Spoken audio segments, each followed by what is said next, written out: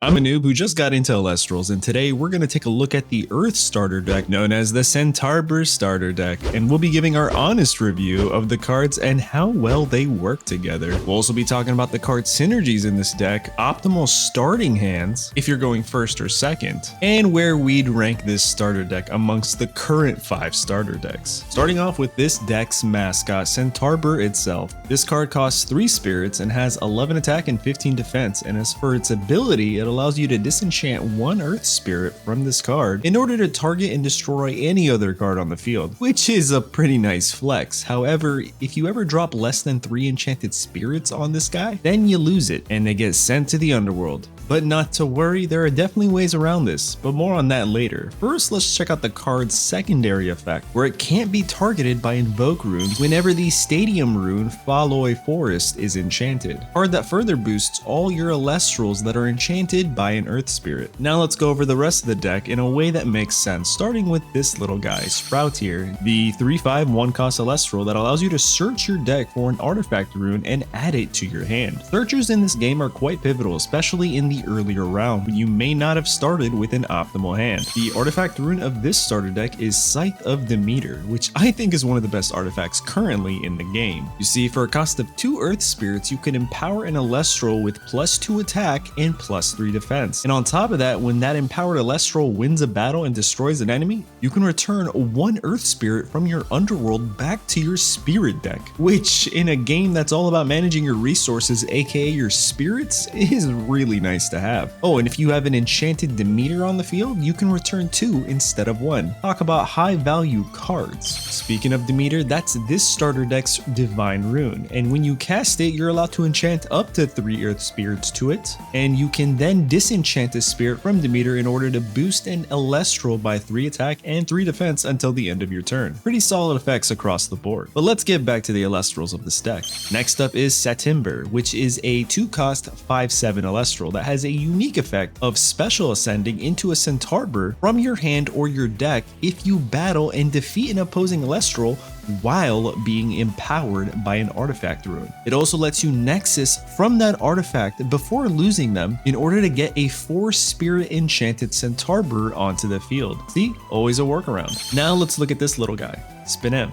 1/5 Elestral, which has a unique ability of casting itself as an artifact, empowering the Elestral that destroys it in battle, which means this card costs you 1 spirit to normal cast and then another spirit to activate its effect. But if you do, then the Elestral that destroyed it has a base attack set to 0 while empowered by this Spinem. Pretty interesting effect, don't you think? Then we've got a 2-cost Spinosect with an attack of 1 and 9 defense, and when enchanted correctly, meaning 1 Earth Spirit and 1 Wind Spirit, it can attack while in defense position. And if it does, it uses its whopping 9 defense for calculations. However, it is very important to note that even if your Spinosect attacks from defense position and hits an Elestral with 9 attack, it is considered a crash and you will lose both, since when attacking, we always go by the target's position, meaning if it were defense position at a tie, nothing would happen. However, if the target's in attack mode and it's a tie, it will always be a crash, and both Elestrals are then sent to the underworld. Next up is Giraflora, a 1-cost 1/4, who can return a 1-cost Earth Elestral from your underworld to your hand when you normal cast it.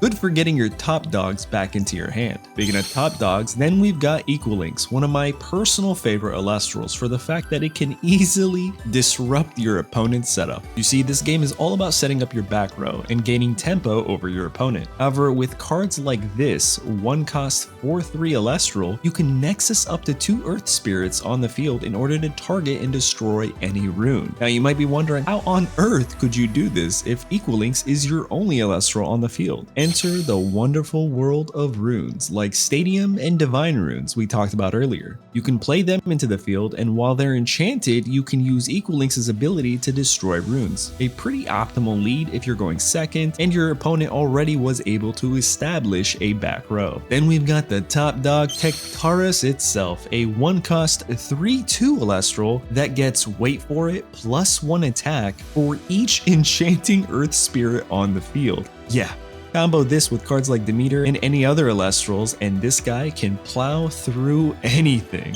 Now let's look at this deck's second searcher, Rumagem, who is a 1-cost 2/3 that when normal cast can search your deck for another 1-cost Earth Elestral and add it to your hand. Then we've got Pigust, a 1-cost 2/3 Elestral who is, in my opinion, another staple in this game. With its ability to target and destroy a rune whenever it receives 1 or more wind spirits, your opponent's backline just doesn't stand a chance. Next is Aramare, a very strong 1-cost wind Elestral with 4 attack and 5 defense that has a unique ability to empower an Elestral it ascends to by becoming an artifact that protects the empowered Elestral from being targeted or destroyed by an opponent's Elestral effect. A really strong effect in my opinion. And for our final Elestral in this starter deck, it's Boombat, a 1-cost Thunder Elestral with 2 attack and 1 defense that allows you to target and destroy an opponent's Elestral if you disenchant a Thunder Spirit from this guy. So it's pretty much my guy for your guy type situation. Now let's tackle the runes of this deck before we rank it amongst the other 5 starter decks. First up is Nectar of the Gods, a 2-cost card that draws you 2. Good when your hand's full of bricks. Then we've got 1 Ambrosia in this deck, probably a must-have, no-questioned staple